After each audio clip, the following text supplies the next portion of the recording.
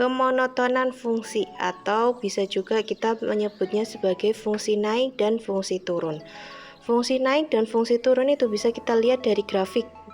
Nih ya, di gambar dia ada grafik ketika dia kurvanya itu naik dan ketika kurvanya itu turun. Nah, kita bisa menghitung di manakah interval ketika fungsi naik dan fungsi turun. Itulah nanti tujuan dari penggunaan turunannya. Oke, apa sih arti gambar ini? Coba kita akan bahas. Nah, di sini ada fungsi ketika dia naik, ada kurva ya.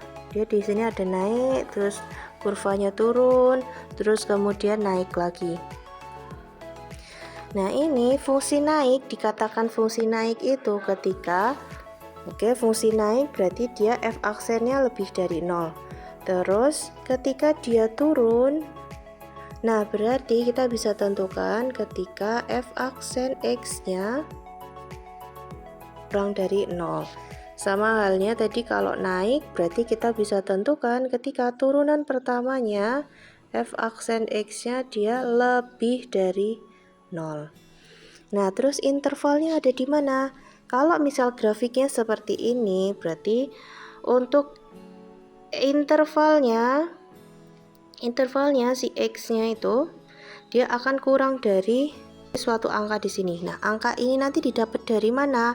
Angka A dan B kita dapat dari pembuat 0 pada turunan pertamanya. Nah, nanti kita akan latihan di contoh soalnya. Nah, untuk kemonotonan fungsi adalah gambarannya seperti ini ya. Jadi fungsi naik itu ketika turunan pertamanya lebih dari 0. Terus fungsi turunan pertamanya dia kurang dari 0. Nah, ini untuk definisinya Ibu sudah jelaskan di gambar tadi ya, tapi untuk tulisannya dia seperti ini. Nah, ini definisinya secara tertulis, sama halnya tadi yang Ibu jelaskan pada gambar di atas. Ini juga tadi sudah Ibu jelaskan, kalau fungsi naik itu berarti f aksen turunan pertamanya lebih dari 0. Dia adalah fungsi naik. Terus ketika turunan pertamanya kurang dari 0, berarti dia disebut sebagai fungsi turun. Oke, selanjutnya kita ke contoh soal.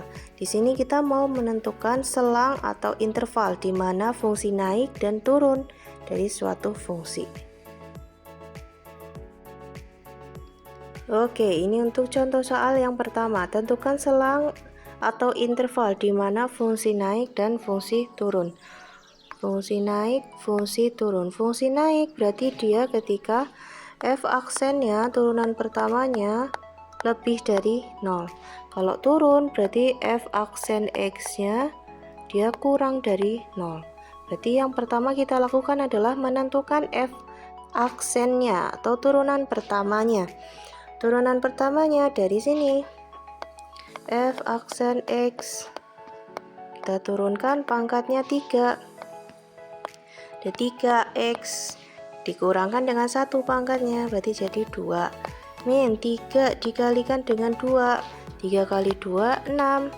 X pangkatnya 2 dikurangkan dengan 1 berarti masih 1, tidak perlu ditulis.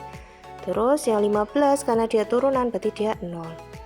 Nah, setelah ini kita cari pembuat nolnya.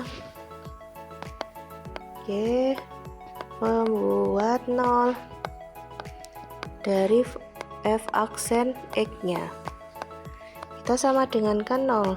F aksen x sama dengan 0 berarti 3x kuadrat min 6x sama dengan 0. Dia punya x, ini juga punya x, x-nya kita keluarkan, x 3x min 6 sama dengan 0. Nah, terus ini x-nya karena nggak punya teman berarti x-nya sama dengan 0. Yang di sini kita samakan, ini pakai konjungsinya atau 3x min 6 sama dengan 0. Berarti diperoleh 3x sama dengan 6, x-nya sama dengan 2. Nah, setelah ini kita menggunakan garis bilangan. Masih ingat garis bilangan? Oke, kita gunakan garis bilangan. Kita letakkan x-nya sama dengan 0 dan x-nya sama dengan 2 di garis bilangan. Di sini 0, di sini ada 2. Terus kita masukkan, kita cek, ambil salah satu angka di antara 0 sampai 2 atau ambil angka berapapun terserah. Tapi yang paling gampang adalah 1. 1 itu kan di antara 0 dan 2. Ambil untuk mengecek apakah daerah antara 0 sampai 2 itu negatif atau positif. Kita masukkan ke turunan pertamanya. Oke, kita masukkan ke turunan pertamanya. Fx-nya tadi, f aksennya tadi adalah berapa ya? 3x kuadrat min 6x. Oke, turunan pertamanya tadi 3x kuadrat min 6x. Nah, berarti ketika kita mau mengecek apakah f aksen 1 positif atau negatif, kita tinggal masukkan 3 kalikan dengan 1 dikurangi dengan 6 kalikan dengan 1, berarti dia negatif 3. Dia berarti negatif. Oke, negatifnya kita pasang di sini. Ini ya, batasnya dia ada 0 dan 2. Terus kanan kirinya berarti dia positif dan positif. Nah, berarti tadi kita sudah tahu kalau f turun, fungsi turun itu berarti dia f aksennya kurang dari 0. Kurang dari 0 berarti artinya ini adalah negatif. Kalau f naik, dia f aksen x-nya lebih dari 0, berarti artinya yang positif. Nah, dari sini kita bisa tahu fungsi turun ketika dia ada di antara 0 dan fungsi turun berarti dia yang negatif. Negatif dia antara 0 dan 2. Berarti ini adalah fungsi turun.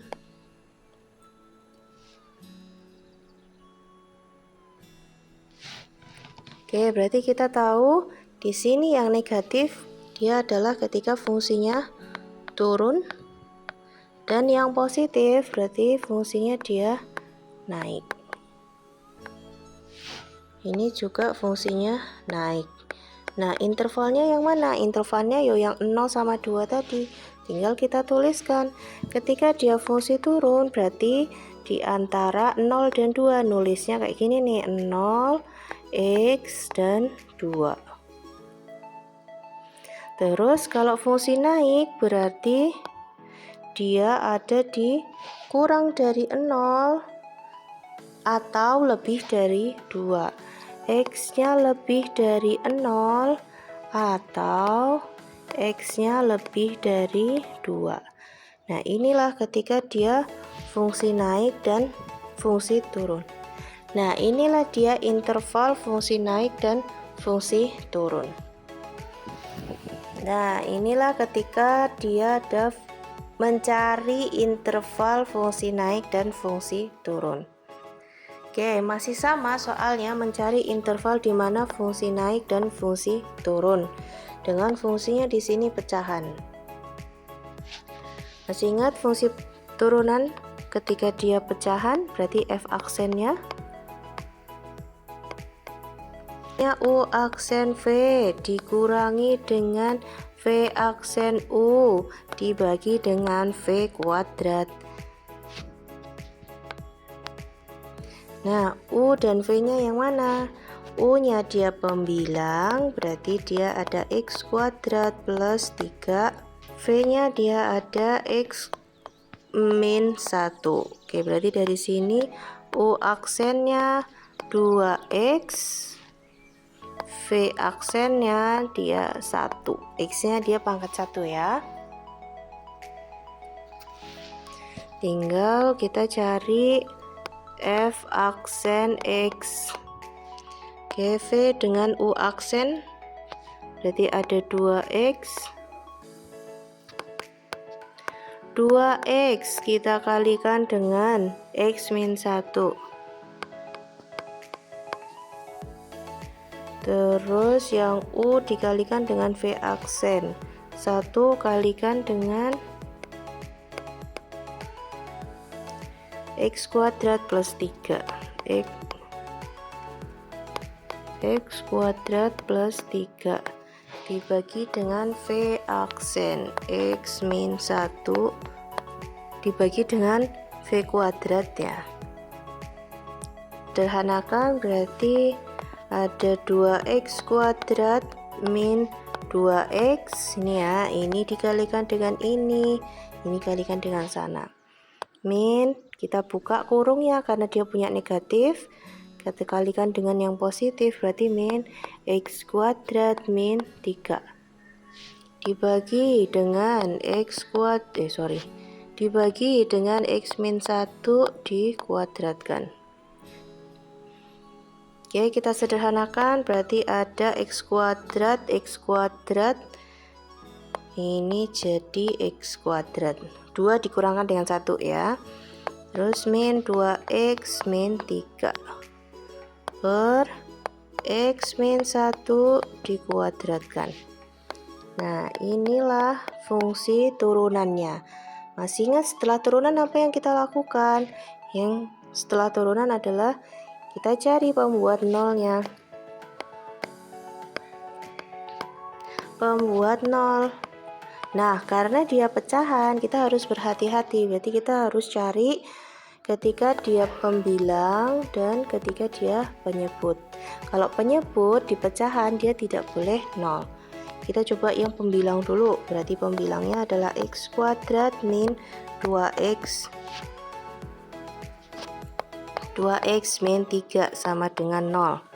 Oke, berarti di sini kita faktorkan X min 3 X plus 1 sama dengan 0. Di sini berarti ada X sama dengan 3 atau X-nya sama dengan min 1. Oke, kita sudah dapat X ini untuk dari pembilangnya. Sekarang yang pecahannya, ingat kalau dia pecahan penyebutnya dia tidak boleh 0. Berarti X min 1 dikuadratkan tidak boleh sama dengan 0.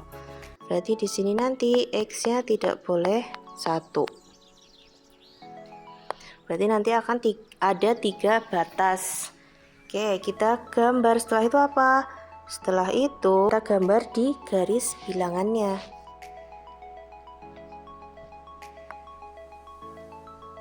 Di sini ada 1, negatif 1 dan 3. Oke, terus habis itu kita cari salah satu angka yang gampang. Karena 0 tidak dipakai sebagai batas, kita ambil 0. 0 di sini ya. 0 kita masukkan ke turunannya. Oke, turunannya tadi F aksen X sama dengan kuadrat min 2X min 3 per X min 1 dikuadratkan. Nah, kita ganti X-nya dengan 0. F aksen 0 0 min 3 per 0 min 1 dikuadratkan. Berarti dia sama dengan min 3 per 1 ya. Min 1 dikuadratkan jadi plus 1. Berarti ini sama dengan min 3. Kita ambil negatifnya saja. Tandanya berarti yang ada 0-nya dia adalah negatifnya. Nah, hati-hati ketika dia pecahan belum tentu sampingnya itu adalah kebalikannya dari negatif. Kita perlu pastikan dulu antara 1 dan 3 dia ada 2. Kita masukkan F2 F aksen 2. Kita masukkan ke fungsi yang ini ya. Fungsi yang ini kita masukkan X-nya dengan 2. Oke, berarti X kuadrat 2 pangkat 2, 4, min 2 kali 2, 4, min 3. Bagi dengan 2 dikurangkan dengan 1, dia 1 dikuadratkan ya. Berarti ini sama dengan ini habis-habis min 3. Nah, ternyata dia ada negatif lagi. Oke, ini negatif lagi. Terus ketika dia F aksen 4, F aksen 4, berarti 4 kali 4, 4 kuadrat 16, dikurangkan dengan 4 kali 2, 8 min 3 per 3 kuadrat. Ini berapa nih? 16 dikurangkan dengan 11, berarti 5 per 20, 5 per 9, dia positif ya. Ini positif, berarti nanti di sini positif. Nah, berarti dari sini kita tahu kalau negatif dia itu F-nya turun, F turun. Ini negatif juga F turun.